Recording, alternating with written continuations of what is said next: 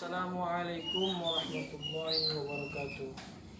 Puji syukur atas kehadirat Allah Subhanahu wa taala yang pada hari ini kita masih diberikan kesehatan, kesempatan untuk dapat bersama-sama Bapak menjelaskan materi dan kalian mengikuti pembelajaran hari ini, yaitu pembelajaran daring dalam pelajaran bahasa Indonesia. Bapak harap kalian masih dalam keadaan sehat walafiat dan bisa mengikuti pembelajaran hari ini dengan baik. Baik anak bapak semua, pembelajaran kita hari ini berkaitan dengan jenis-jenis teks persuasif. Jenis-jenis teks persuasif, kemudian setelah itu kalian akan bapak minta dan bapak juga akan menjelaskannya materi kita, yaitu tentang cara penyajian dari teks persuasif. Nah, nanti kalian akan bawa minta membuatkan satu teks persuasif itu sesuai dengan struktur yang telah pernah Bapak ajarkan pada pelajaran yang sebelumnya. Nah, teks tersebut setelah kalian tulis, nanti kalian akan membuatnya ke dalam bentuk video. Kalian sampaikan dengan bahasa yang baik. Dan kemudian setelah itu kalian akan menyampaikannya dan membuat satu kalimat persuasif dari teks yang kalian tulis tadi. Baiklah, untuk lebih jelasnya pada hari ini kita sama-sama kan ke bagian kedua, yaitu jenis-jenis teks persuasi. Jika bentuk teks persuasi ada 3, maka jenis teks persuasi kita belajar 4 jenis. Ada apa saja ya? Mari kita simak bersama. Yang pertama ada jenis teks persuasi bidang pendidikan. Tujuannya untuk mencapai tujuan-tujuan pendidikan. Yang kedua ada advertensi untuk memperkenalkan barang ataupun jasa. Yang ketiga ada politik untuk mencapai tujuan-tujuan politik maupun kenegaraan. Dan yang terakhir berbentuk propaganda. Biasanya berisi ajakan atau memprovokasi atau ya membangun kepercayaan masyarakat untuk satu tujuan tertentu. Mudahnya propaganda ini ya kampanye. Nah, setelah mempelajari bentuk dan jenis dari teks persuasi, kita masuk ke bagian unsur kebahasaannya. Di bagian ini kita akan belajar 2 bagian penting. Yang pertama, unsur inti dan unsur lainnya. Jadi unsur kebahasaan teks persuasi bagian inti itu ada 2 teman-teman.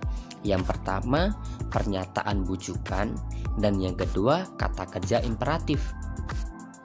Pada bagian pernyataan bujukan biasanya ditandai dengan penggunaan kata seperti penting, harus, sepantasnya. Pokoknya pernyataan-pernyataan yang bersifat membujuk.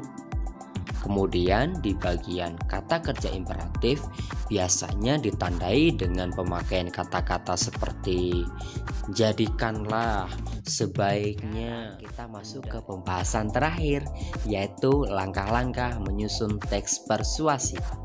Jika pada bagian pertama dan bagian kedua awal tadi kita membahas seluk-beluk teks persuasi, sekarang kalian nggak mau nyoba menulis teks persuasi? Kalau mau nyoba, coba perhatikan langkah-langkah berikut ini. Yang pertama yaitu menentukan topik dan tujuan.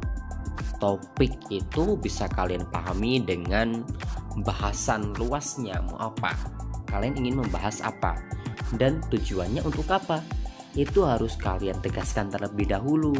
Karena topik dan tujuan ini harus berkaitan dengan masalah yang kalian bahas, sehingga kalian mempunyai perspektif yang bisa meyakinkan masyarakat.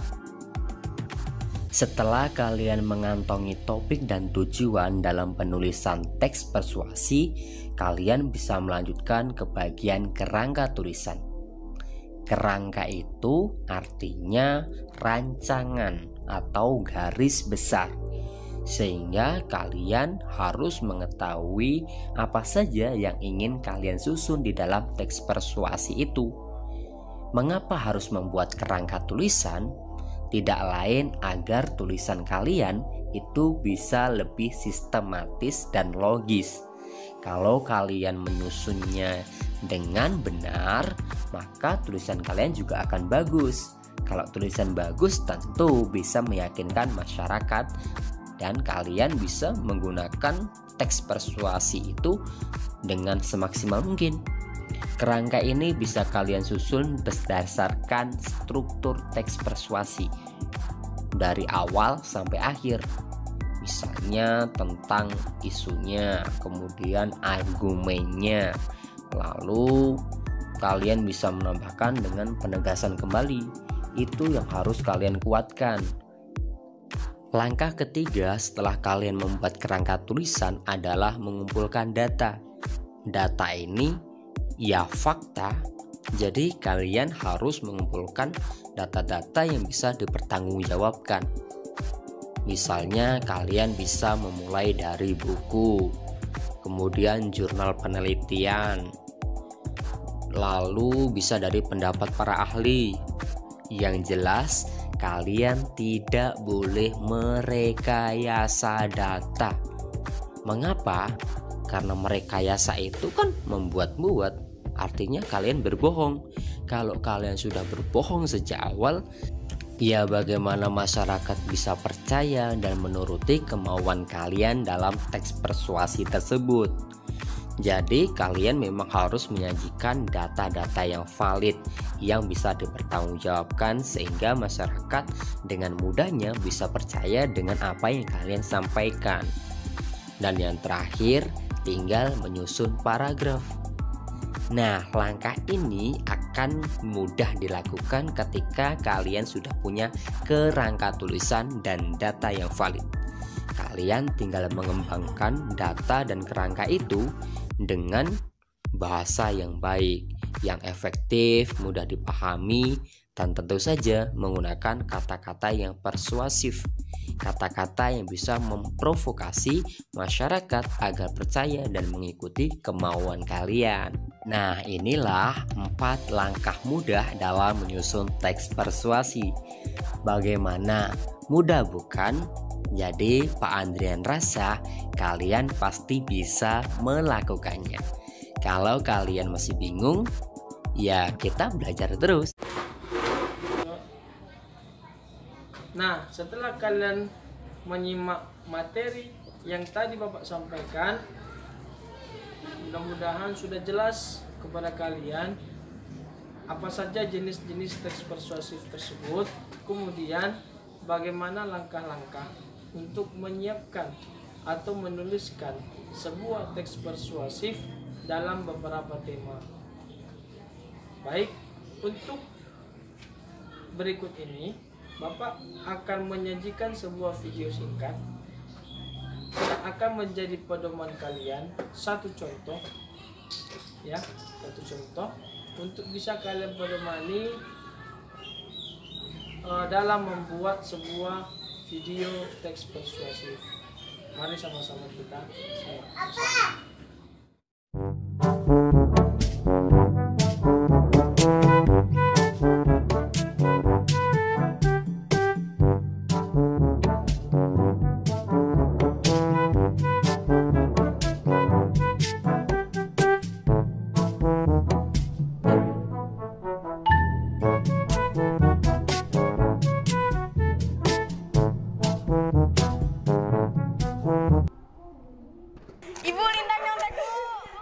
Nilai kejujuran itu benar-benar penting. Kebudayaan mencontek sudah berkembang pesat di pendidikan Indonesia. Dari awalnya temen, bikin catatan kecil, habis itu nyontek ke HP. Pokoknya semakin tinggi level mencontek, semakin kosong isi otaknya dan semakin malas juga buat belajar. Apa sih alasan kamu untuk nyontek? Ya karena nggak sempat belajar. Terus kalau mau ulangan gimana? Ya tinggal nyontek, yang penting naik kelas.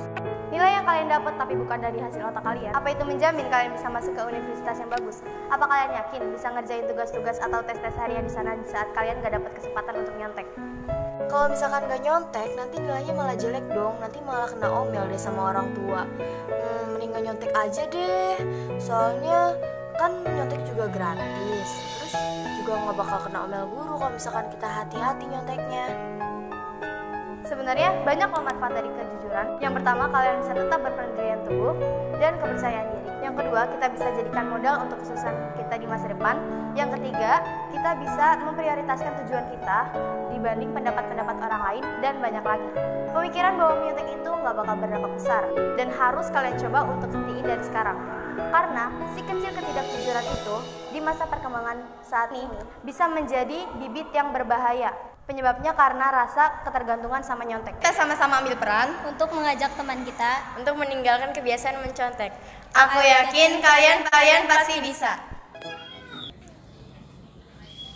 Alhamdulillahirrabbilalamin. Materi kita hari ini alhamdulillah telah selesai. Nah, untuk pembelajaran teks persuasif hari ini adalah materi yang terakhir untuk pembelajaran teks persuasif. Nah, untuk pembelajaran berikutnya silakan kalian lihat kembali, kalian baca bukunya apa kira-kira materi berikutnya. Mudah-mudahan bermanfaat. Tutup dengan salam. Assalamualaikum warahmatullahi wabarakatuh.